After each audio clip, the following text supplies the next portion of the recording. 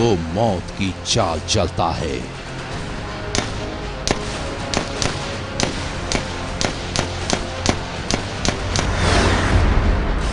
वो बेगुनाहों का खून बहाता है।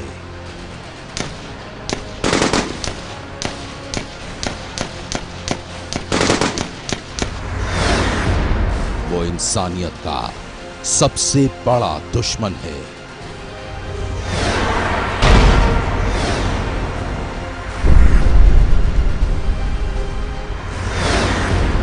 उसके खूनी खेल से कई बार दहला है हिंदुस्तान।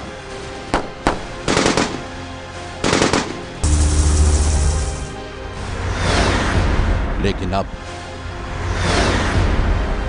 मुश्किल में है महाशैतान। सनसनी में आज दास्तान उस महाशैतान की जो भारत का सबसे बड़ा दुश्मन है। अपने आतंक के खेल से वो कई लोगों की जान ले चुका है। वो कई बार भारत को दहला चुका है। लेकिन अब इंसानियत का वो सबसे बड़ा दुश्मन, वो महाशैतान मुश्किल में है। ना उसके दिल में रहम है, ना उसके दिमाग में सुकून। वो हर वक्त मौत बांटने की साजिश रचता रहता है। वो हर वक्त दहशत का खेल खेलने की योजना बनाता रहता है। वो इंसानियत का सबसे बड़ा दुश्मन है। हिंदुस्तान के लिए उसके दिल में बेशुमार नफरत है। उसकी रगों में खून नहीं, जहर दौड़ता है। अपने खौफनाक इरादों से वो कई बार भारत को दहला चुका है। लेकिन अब वो खूनी महाशैतान महा मुश्किल में है। नाम है मसूद अजहर।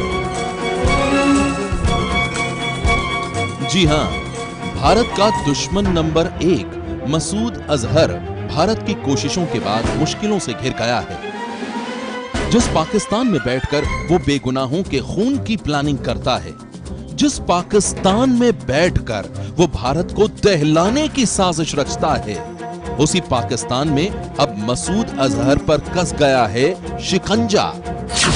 मसूद अजहर के खिलाफ अंतरराष्ट्रीय स्तर पर भारत की कोशिशों ने रंग दिखाया है और अब मजबूर होकर पाकिस्तान को भी करनी पड़ रही है मसूद अजहर के खिलाफ कार्रवाई। मसूद अजहर, जैशे मोहम्मद का मुखिया मसूद अजहर, वही मसूद अजहर जिसने भारत पर कई बार कायराना हमले करवाए हैं, कई बार भारत को दहलाया है। लेकिन अब अंतरराष्ट्रीय स्तर पर मसूद अजहर के खिलाफ भारत की कोशिशों ने उसे बड़ी मुसीबत में डाल दिया है। सुनिए वो पूरी कहानी, कैसे पाकिस्तान में बैठे मसूद पर कसा शिकंजा। Unfortunately, this country in India's neighborhood embraces darkness. Terrorism has become his favorite child. प्रधानमंत्री नरेंद्र मोदी ने जब ब्रिक्स के मंच से ये बयान दिया तो पाकिस्तान बौखला गया था। लेकिन अंतरराष्ट्रीय स्तर पर आतंक के खिलाफ भारत की मुहिम के आगे आखिरकार आतंक पर आंख मूंदने वाले पाकिस्तान को भी जागना पड़ा। और अब पाकिस्तान ने भी आधिकारिक तौर पर यह मान लिया है कि उसके यहां कम से कम 4000 से ज्यादा आतंकवादी रह रहे हैं। पाकिस्तान के गृह मंत्रालय ने 4000 से ज्यादा आतंकियों के बैंक खाते सील किए हैं। पाकिस्तान की सरकार के कहने पर यह कार्रवाई की गई है। आतंकियों के इन खातों में 40 करोड़ रुपए से ज्यादा की रकम जमा थी। इन आतंकियों में सबसे बड़ा नाम है जैशे मोहम्मद के सरगना मसूद अजहर का। मसूद अजहर का account state bank of Pakistan में था, जो अब बंद हो गया है। रक्षा विशेषज्ञों की माने तो आतंक पर पाकिस्तान के इस कबूलनामे के पीछे मोदी सरकार का कूटनीतिक चक्र और अंतर्राष्ट्रीय जगत के साथ साथ खुद पाक के विपक्ष का भी दबाव है, जिसकी वजह से अब पाकिस्तान के सुर बदल गए हैं। जी हां, जिस मसूद अजहर ने कई बार भारत पर कायराना हमला करवाया, जो जैशे मोहम्मद के नाम से आतंकी फैक्ट्री चलाता है, जिसके आतंक की फैक्ट्री से निकले आतंकवादियों ने कई बेगुनाहों की जान ली है, उसी आतंकी के बारे में कुछ दिन पहले तक पाकिस्तान का यह कहना था, लेकिन उरी में 18 जवानों की जान लेकर देश पर बहुत बड़ा हमला करवाने से इस आतंकी सरगना के खिलाफ भारत की मुहिम से पाकिस्तान के भी सुर बदल गए हैं और अब उसे मसूद अजहर के बैंक खाते को सील करना पड़ा है।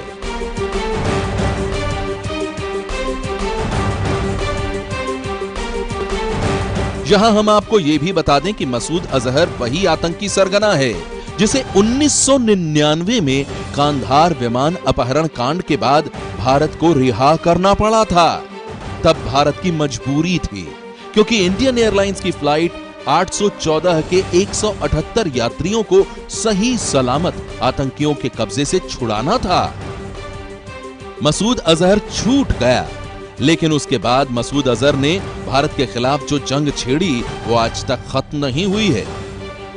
भारत के चंगुल से छूटते ही मसूद ने जैश ए मोहम्मद बनाया और फिर भारत के खिलाफ जहर और जंग का ऐलान कर दिया। 2 साल में ही मसूद अजहर ने 2001 में संसद पर हमला करवा के एहसास करवाया कि उसे छोड़ना कितनी बड़ी भूल थी। संसद पर हमले के बाद मसूद ने भारत के खिलाफ नए सिरे से आतंकी हमले को अंजाम देना शुरू किया। पठानकोट एयरबेस पर हमला मसूद के आतंकियों ने ही किया था।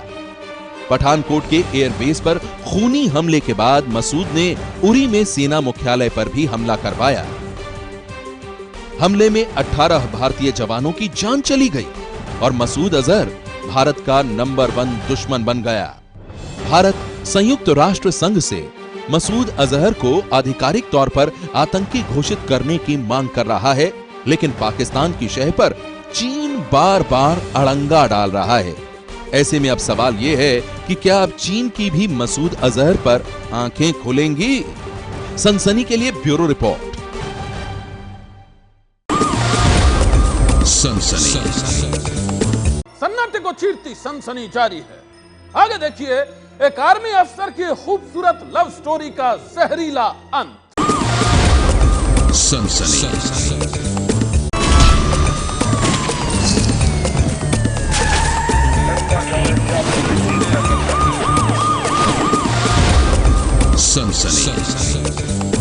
एक आर्मी अफसर को अपने साथ काम करने वाली जूनियर अफसर से मोहब्बत हो गई। वो अपनी गर्लफ्रेंड को एक दिन लॉन्ग ड्राइव पर ले गया, लेकिन उसके बाद वो जिंदा वापस नहीं लौटा। एक जहरीले इंजेक्शन ने उस आर्मी अफसर की जान ले ली। एक खूबसूरत लव स्टोरी के जहरीले अंत की यह कहानी बेहद ही सनसनीखेज है। एक कर्नल,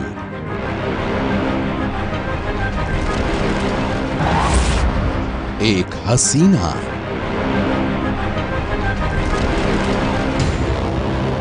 खूबसूरत लव स्टोरी का जहरीला अंत।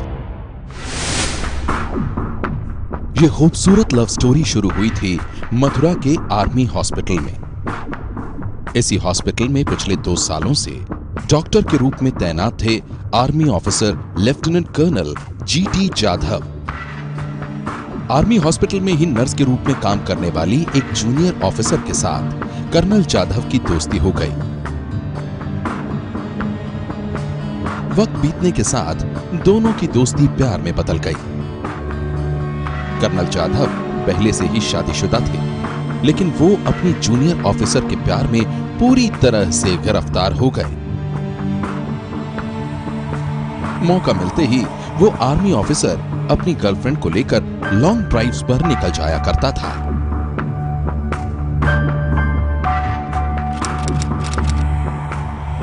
21 अक्टूबर 2016 को भी वो आर्मी ऑफिसर अपनी गर्लफ्रेंड को लेकर लॉन्ग ड्राइव पर निकला था, लेकिन उस दिन कर्नल जाधव के जहन में कुछ और ही चल रहा था। उस दिन वो खुद को भी खत्म करना चाहता था और अपनी गर्लफ्रेंड को भी। वो अपनी गर्लफ्रेंड को तो नहीं मार पाया, हाँ, उसने खुद को जरूर खत्म कर डाला। गर्लफ्रेंड के मुताबिक कर्नल जाधव ने खुद को जहरीला इंजेक्शन लगाकर खुदकुशी कर ली। उन्होंने अपने आप को गाड़ी में लॉक करके इंजेक्शन लगा के और फिर बेहोश पड़ गए। लोगों की मदद से वो हॉस्पिटल ले गए, जहां उनको ब्रॉड डेड डिक्लेयर कर दिया गया है। पुलिस के मुताबिक आर्मी ऑफिसर की गर्लफ्रेंड ने ही इस सनसनीखेज घटना के बारे में पुलिस को इत्तला दी। एक कर्नल की मौत की खबर ने पुलिस वालों के भी होश उड़ा दिए। आर्मी ऑफिसर ने खुद को जहरीला इंजेक्शन लगाकर सुसाइड क्यों किया? उनकी मौत की असली वजह क्या थी? मथुरा पुलिस के जहन में ऐसे कई सवाल थे। उन तमाम सवालों के जवाब पुलिस को मिले कर्नल की सबसे बड़ी हमराज उसकी गर्लफ्रेंड से। उसने पुलिस को बताया है कि उसकी शादी कहीं और तय हो गई थी, इसलिए कर्नल ने उठाया यह खौफनाक कदम। Army officer lieutenant colonel Jadhav अपनी गर्लफ्रेंड के साथ इसी गाड़ी में सवार होकर लॉन्ग ड्राइव पर निकला था। मथुरा में श्री राधा राधा कॉलोनी के पास पहुंचने के बाद कर्नल जाधव ने गाड़ी रोक दी। पुलिस के मुताबिक उसकी गर्लफ्रेंड का कहना है कि कर्नल ने पहले उस पर शादी तोड़ने का दबाव डाला था, लेकिन उसने शादी तोड़ने से साफ इनकार कर दिया।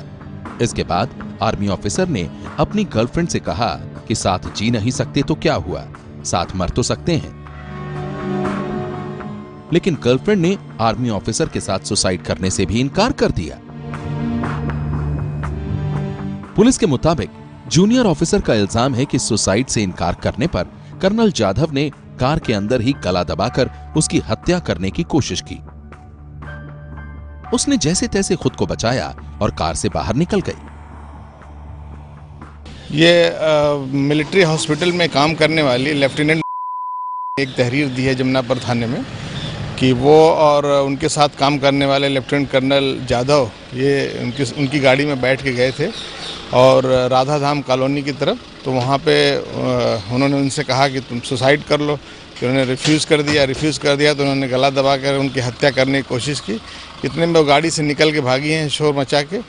तो उन्होंने अपने आप को गाड़ी में लॉक करके इंजेक्शन लगा के और फिर बेहोश पड़ गए। लोगों की मदद से वो हॉस्पिटल ले गए, जहाँ उनको ब्रॉड डेड डिक्लेयर कर दिया गया है।